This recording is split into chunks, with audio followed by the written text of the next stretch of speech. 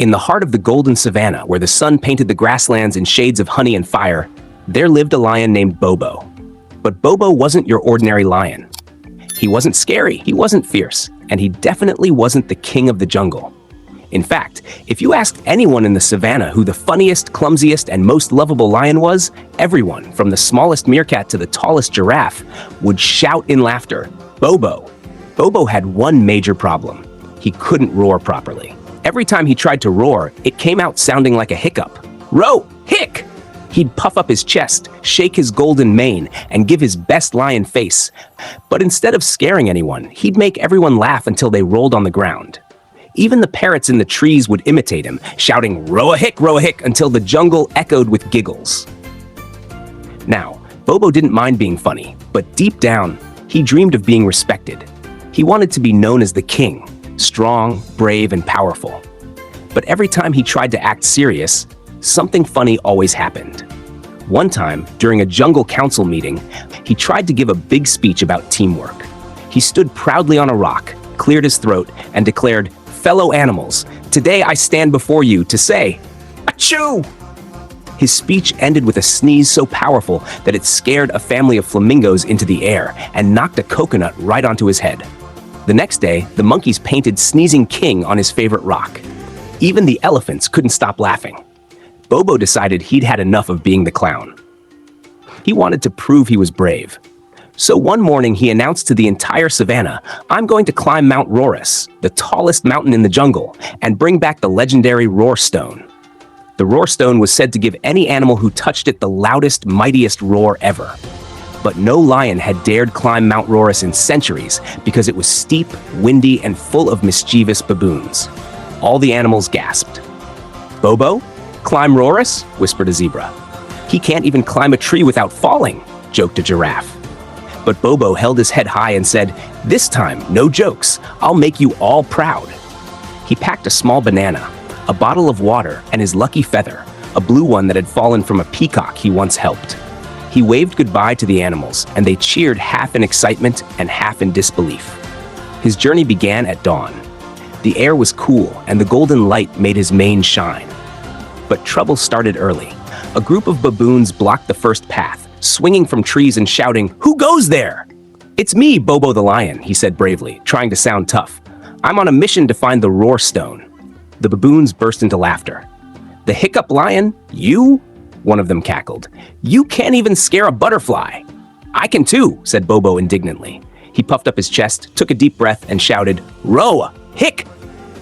The hiccup startled a butterfly nearby, which landed on his nose.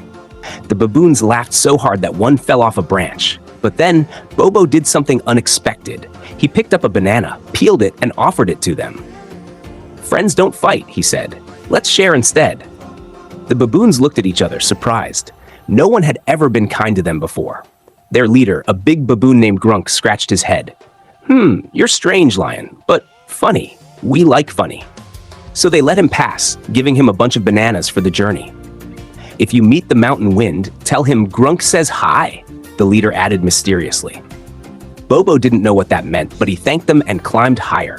As the path grew steeper, the wind began to whistle like a ghost.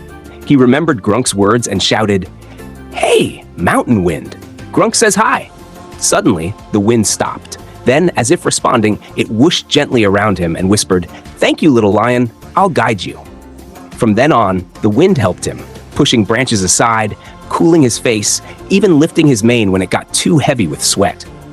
But the mountain wasn't done testing him. At the halfway point, Bobo met a grumpy old tortoise named Tico, who was stuck in a crevice. "Help me, young one," croaked Tico. "I've been stuck for 3 days." Bobo could have ignored him and continued his climb, but his big heart wouldn't let him.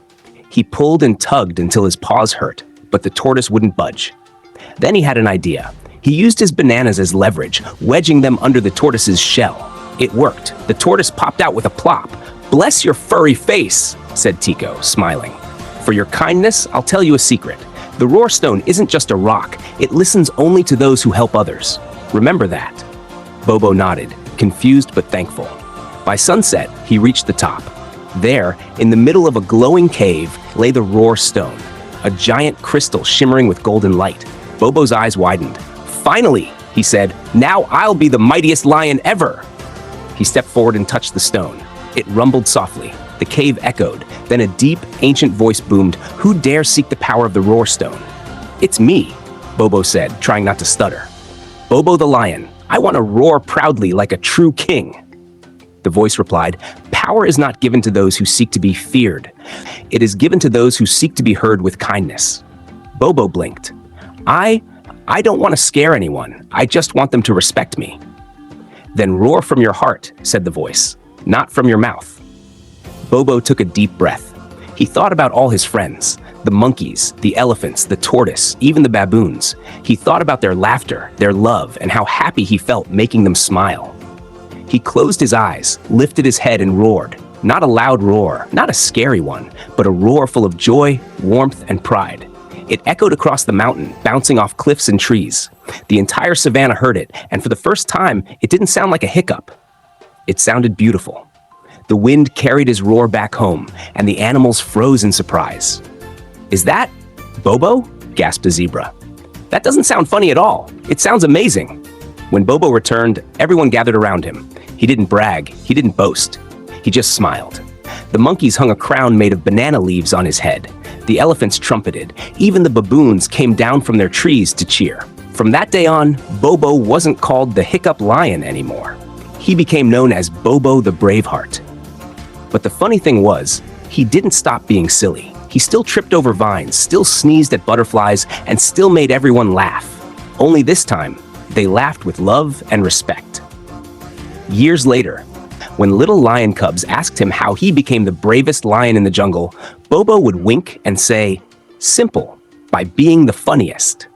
And every time he roared, the whole jungle would echo with happiness, reminding everyone that sometimes laughter is the loudest roar of all. The sun would set, painting the savannah gold, and Bobo would lie on his rock with a banana in paw, watching the stars. The wind still whispered his name, and if you listened closely, you could hear it giggling softly. Roa-hic. Because deep down, the jungle still loved that funny little hiccup that started it all. And that's how Bobo, the lion who couldn't roar, became the king who made the whole jungle smile.